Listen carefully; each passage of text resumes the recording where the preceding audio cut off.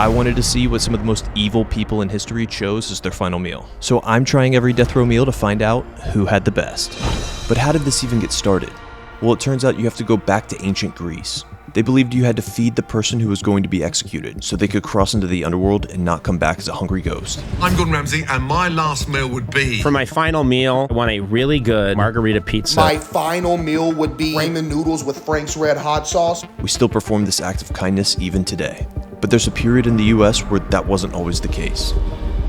In 1972, the Supreme Court ruled 5-4 that the death penalty was unconstitutional. It claimed that it was arbitrary and discriminatory, so it violated the 8th Amendment, prohibiting cruel and unusual punishment.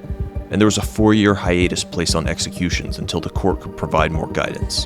In 1976, the courts confirmed capital punishment was legal in the United States, but under limited circumstances. 7-2, the judges upheld the death penalty in Florida, Georgia, and Texas. Other states may be affected in a similar way. First up on the list, we have John Wayne Gacy. In the 60s, he was a GM for 3 KFCs, so naturally his final meal was a bucket of KFC, fried shrimp, French fries, a pound of strawberries, and a Diet Coke. I'm honestly shocked by this. I've worked at a lot of fast food restaurants in my day, and the last thing I think I would ever want to eat is the food that's been caked onto my clothes after a shift, but sometimes you crave the bucket. This man attacked 33 young men and boys, and his actions are even more disturbing when you see photos he took from his Pogo the Clown side hustle. He graduated from Northwestern Business College and worked as a shoe salesman in Chicago, Illinois. He married Marilyn Myers in 1964 and went on to become a building contractor in the suburbs of Chicago.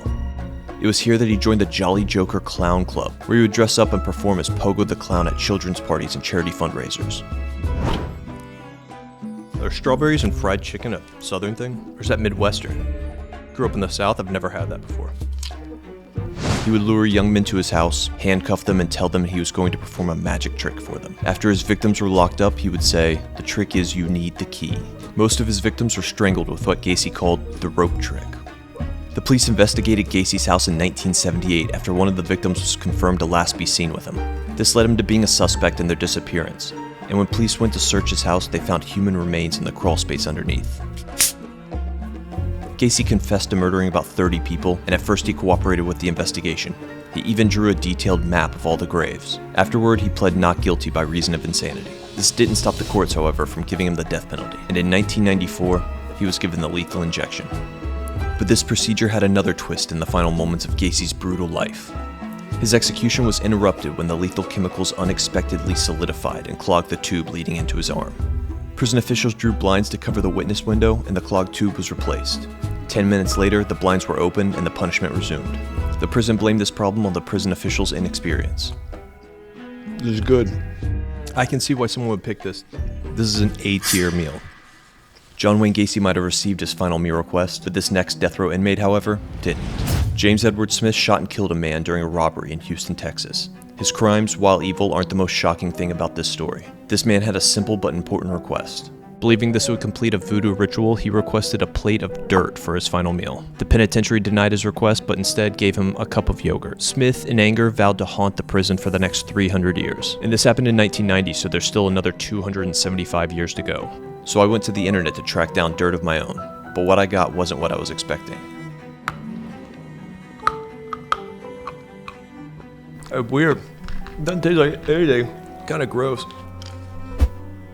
Ugh. It tastes like I'm eating baby powder, or I don't know, it's like chalk. What am I eating? Anybody out there can read Ukrainian? Let me know.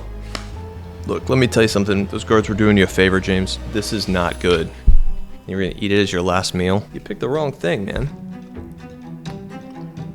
James, I don't even like yogurt. Those guards were doing you a solid. This is way better than that. Next on this list is Aileen Wuornos, who's considered the first female serial killer of the modern era. But many argue whether she's the monster or a victim, because Aileen says her actions aren't the acts of pure evil that are being stated. You killed 7 men. Yes, you did. Aileen killed 7 men, claiming self-defense over the course of a few years, from 1989 to 1991. I did the right thing, and I saved a lot of people's butts from getting hurt and killed too. The law caught up to Wuornos when her victim's car was found crashed along a roadside, and her palm print was discovered on the interior door handle. Wuornos was arrested at the Lake Resort Biker Bar in Port Orange, Florida, on the 9th of January 1991. But people wonder if foul play was involved, and when she was on trial in 1992, her lover Tyra Moore turned on her for immunity. In order for her to say what you wanted her to, you lied to her, right? Yes. During a taped phone call, Wuornos admitted to Miss Moore that she had carried out the murders. During her trial, psychiatrists from the defense argued that she was mentally unstable and suggested that she might be suffering from borderline personality disorder. But that didn't stop the courts. On the 27th of January 1992, Wuornos was convicted of murder for one of her victims. And on the 31st of March 1992, she then pled no contest to the killing of 3 more. She later pled guilty to the murders of another 2 and was again sentenced to death. Because they couldn't find the body, the final murder was the only one she didn't answer to. But people wonder if foul play was involved because the star witness and lover to Aileen Wuornos, Tyra Moore, went on to sell Hollywood the rights to Wuornos' life. Charlize Theron would play Aileen in the movie Monster and would go on to win the Oscar for Best Actress in her portrayal. In 2001, Wuornos wrote to the state Supreme Court refusing all of her remaining appeals and stating, "I killed those men, robbed them cold as ice, and I'd do it again too." What would Aileen Wuornos ask for her death row dinner? 1 cup of black coffee. Aileen was executed by lethal injection on October 9th, 2002. Yeah, it's not very good. But lethal injection isn't the only way the United States hands out its punishments. As of 2024, there's still 5 states that have the electric chair. Those states are Alabama, Arkansas, Florida, Kentucky, and Tennessee. The last person to be executed by the electric chair was in Florida in 2002. Linda Block shot and killed a police officer while she was on the run from the law in Florida for not appearing at her sentencing from an assault charge. She, however, requested no final meal. But what shocked me most about these women on death row was compared to their male counterparts, they eat incredibly light, with the majority either choosing a salad, fruit, a candy bar, or refusing a last meal altogether. Which is weird to me because it feels like the last chance to throw caution to the wind and indulge in your cravings. But it doesn't appear that way when looking at a list of last meals from infamous female serial killers. And our next meal up for today is no exception. They call her the death row granny, Velma Barfield. Her final meal was cheese doodles and a Coke. She was the first woman executed in the United States since it was reinstated in the 70s. Velma was convicted of poisoning her mother, her fiance, and 2 elderly that she was looking after. It's like air. This kind of just feels like a snack. They're so good out of a glass bottle. Ah, too much Coca-Cola. They went in my nose. Coke expired. I had an old Coca-Cola. Pretty good still. You've seen some pretty tiny meals on this list, but this next one might be the smallest. Next on this list is Victor Feguer. In 1960, Feguer called a doctor from the Iowa Yellow Pages, claiming someone needed medical attention. When the doctor arrived, Feguer kidnapped him. Some say Feguer was a drug addict, hoping the doctor would fill prescriptions for him or teach him how to make drugs himself. When the doctor refused, he killed him and left his body in a cornfield in Iowa. Feguer was later executed by hanging in 1965.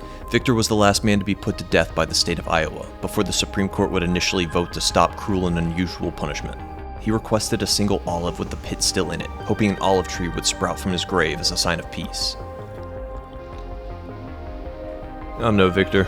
You did kill that guy. It's kind of a little try-hard, don't you think? It wasn't entirely without sentimental meaning, but still a bad last meal.